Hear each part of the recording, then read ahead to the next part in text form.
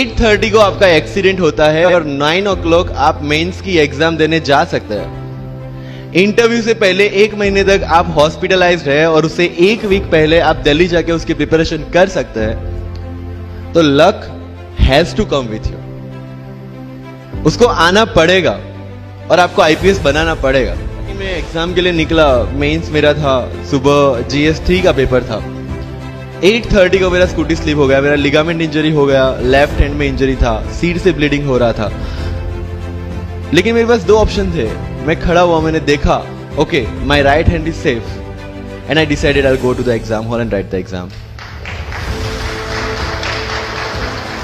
मेरे पास 2 ही ऑप्शन थे, या तो मैं वहां से उठ के रोने लगूं, यार मेरे साथ ही ऐसा क्यों हुआ, मेरा एक्सीडेंट हो गया, मेरा मेंस खराब हो गया और हॉस्पिटल जाओ, या दूसरा ऑप्शन था कि मैं देखूं कि मैं 3 घंटे और सरवाइव कर सकता हूं। हाँ कर सकता हूं। मैं मेंस के लिए एग्जाम हॉल में गया।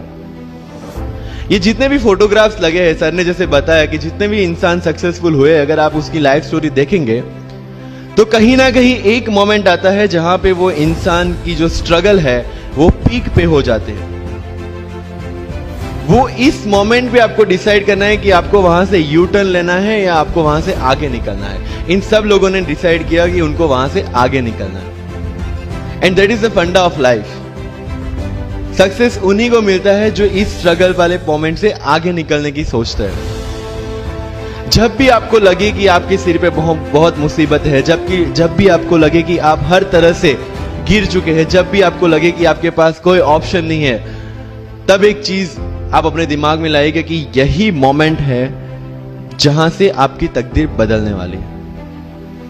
क्योंकि डायमंड जो होता है वो जितना ज्यादा घिसता है उतनी ज्यादा उसकी वैल्यू होती है। सोना जो होता है वो जितना ज्यादा तपता है उतनी उसकी वैल्यू होती है। अगर आप जिंदगी में तप रहे हैं, अगर आप जिंदगी में घिस रहे हैं, अगर आपको लग रहा है कि आप हर तरह से मुसीबतों में गिरे हुए हैं, तभी आपकी जो वैल्यू है वो बढ़ने वाली है।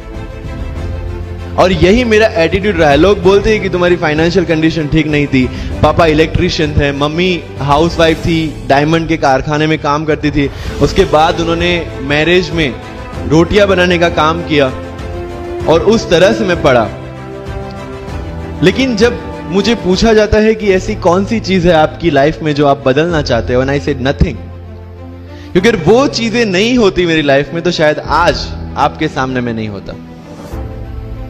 तो अगर लाइफ में प्रॉब्लम्स है, अगर लाइफ में स्ट्रगल है, जैसे सर ने बताया struggle is a part of life and I strongly believe in that. Bharat वर्ष का सपना चंद्रगुप्त ने देखा, चाणक्य ने देखा, और उस भारत वर्ष को बनाने के लिए जब ये संघर्ष जारी था और तब राजा धनानंद की डॉटर दूरदराज से चंद्रगुप्त को प्यार हो जाता है, और जब चाणक्य उनको बोलते कि नहीं तुम्हें उससे दूर रहना है, तब चंद्रगुप्त बोलता है आचार्य कभी कभी सोचता हूं कि जिंदगी में या ये भारत के सम्राट बनने के लिए इतना त्याग, इतना बलिदान ना देना होता तो। और तब चाणक्य रिप्लाई करते हैं तो हर कोई भारत का सम्राट होता। This is the fundamental rule of life. अगर आईएएस बनने के लिए, आईपीएस बनने के लिए सैक्रिफाइस करना नहीं पड़ेगा, अगर उसके लिए आपको त्याग नहीं करना पड़ेगा, तो आज पूरे इंडिया में हर घर में आपको आईएएस आईपीएस मिल जाएंगे। मुझे एग्जैक्ट डेट याद है, 23 मार्च को मेरा इंटरव्यू था। 20 फरवरी को मुझे हॉस्पिटल में एडमिट किया गया क्योंकि मुझे इन्फेक्शन हो गया था बॉडी में एंड बहुत हाई फीवर था, तो आईवी के अलावा कोई ऑप्शन नहीं था। 1 मार्च को ठीक होके मैंने सोचा चलो दिल्ली निकलते हैं। 2 मार्च को मैं दिल्ली पहुंचा।